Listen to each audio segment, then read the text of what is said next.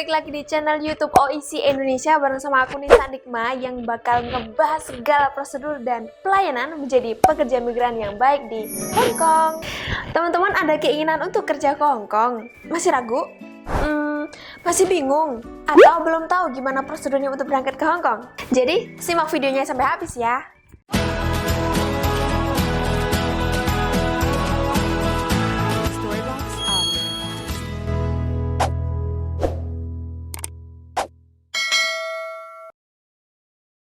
Jika teman-teman baru pertama kali punya keinginan untuk datang dan kerja di Hong Kong, jadi teman-teman harus persiapkan diri untuk masuk dan proses di PT.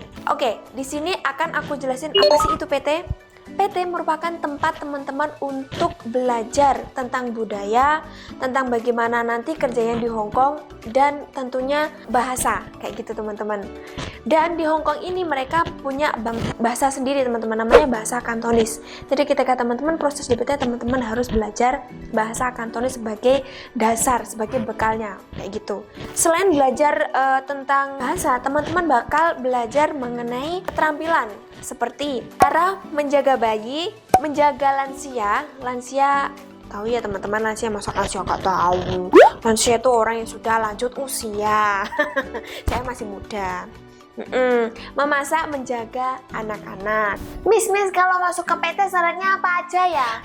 Pertanyaan bagus banget nih. Sebelum kalian menanyakan itu, kita akan kasih tahu apa aja sih persyaratan-persyaratan yang harus teman-teman penuhi. Dokumennya tentu saja yang pertama yaitu EKTP. Jadi teman-teman ini harus memakai EKTP. EKTP itu yang sudah online teman-teman ya, yang terakhir, yang seumur hidup kayak gitu. Kemudian KK, kartu keluarga, akta kelahiran, dan juga ijazah. Dan perlu diingat sama teman-teman ya, semua data di antara dokumen yang sudah kita sebutkan tadi itu harus sama. Nama, alamat, tempat tanggal lahir, dan pokoknya data lain yang diperlukan di situ. Miss, kalau sudah masuk PT nih, aku harus prosesnya berapa lama di PT ini? Stay-nya berapa lama ya? Nah, ini juga pertanyaan yang bagus. Oke teman-teman, jadi simak baik-baik juga ya.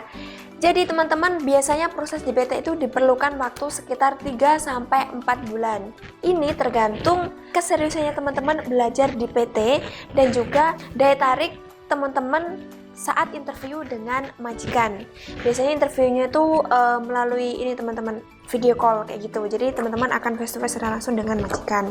Nah, contohnya nih, akan lebih mudah bagi teman-teman untuk mendapatkan job secepatnya. Karena seperti yang teman-teman tahu, di Hong Kong kan mereka menggunakan bahasa mereka sendiri gitu loh teman-teman, punya bahasa khas gitu, bukan bahasa Inggris tapi pakai bahasa Kantonis. Jadi otomatis jika bahasa teman-teman bagus, belajar cepat, teman-teman juga akan cepat diambil oleh majikan kayak gitu. Tapi ini teman-teman, kalau teman-teman bisa bahasa lain, misal bahasa Inggris atau bahasa Mandarin, itu juga bisa menjadi nilai plus buat teman-teman ya. Karena sebenarnya di orang Hong Kong ini nggak cuma bahasa Kantonis sebagai bahasa sehari-hari mereka, ada juga yang bisa bahasa Mandarin dan juga bahasa Inggris. Tapi itu nggak banyak teman-teman. Terutama kalau teman-teman pas dapat jobnya itu jaga orang tua. Karena orang tua itu kebanyakan bisanya bahasa Kantonis, jadi teman-teman harus bisa bahasa Kantonis. Tapi kalau teman-teman misal kayak jaga anak-anak gitu, teman-teman lebih diprioritaskan untuk bisa bahasa Inggris sih, biasanya kayak gitu. Karena kan teman-teman lebih kontak, interaksinya itu lebih banyak gitu loh kalau sama anak-anak gitu, beda kalau sama orang tua gitu ya. Nah, nantinya job yang akan teman-teman terima itu ditawarkan oleh pihak agensi. Agensi merupakan penghubung antara teman-teman dan juga calon majikan. Jadi kalau misalkan ada calon majikan yang tertarik dengan teman-teman nih, pengen interview dengan majikan, pengen interview dengan teman-teman, itu nanti biasanya pihak agensi akan menghubungi pihak PT untuk menjadwalkan interview dengan calon majikan teman-teman. Setelah teman-teman dapat job dari majikan, nggak cukup sampai di situ aja sebenarnya teman-teman ya, masih ada proses dokumen. Jadi dokumennya teman-teman itu akan dibantu proses oleh pihak PT dan juga pihak agensi. Setelah itu, setelah semua clear, setelah semua selesai, setelah dokumen teman-teman bisa masuk ke konsulat, ke imigrasi, menunggu sekitar 3 atau 2 bulan. Selama ini visa yang teman-teman bisa turun. Nah, ini yang paling ditunggu ya teman-teman. Setelah semua prosesnya selesai, teman-teman sudah dapat job dari majikan baru, dari majikan teman-teman, yaitu proses visa. Setelah setelah jobnya diterima, kemudian akan ada proses dokumen dari pihak PT dan juga pihak agensi. Nanti dokumennya teman-teman akan melalui proses konsulat dan juga imigrasi. Itu memakan waktu sekitar 2-3 bulan tergantung majikan tanda tangannya cepat apa enggak. Terus karena biasanya majikan itu setelah ngambil teman-teman itu mereka ada juga yang pergi ke China dulu kayak gitu, jadi harus nunggu. Jadi biasanya nunggu dulu, ada yang sampai 1 bulan ada teman-teman.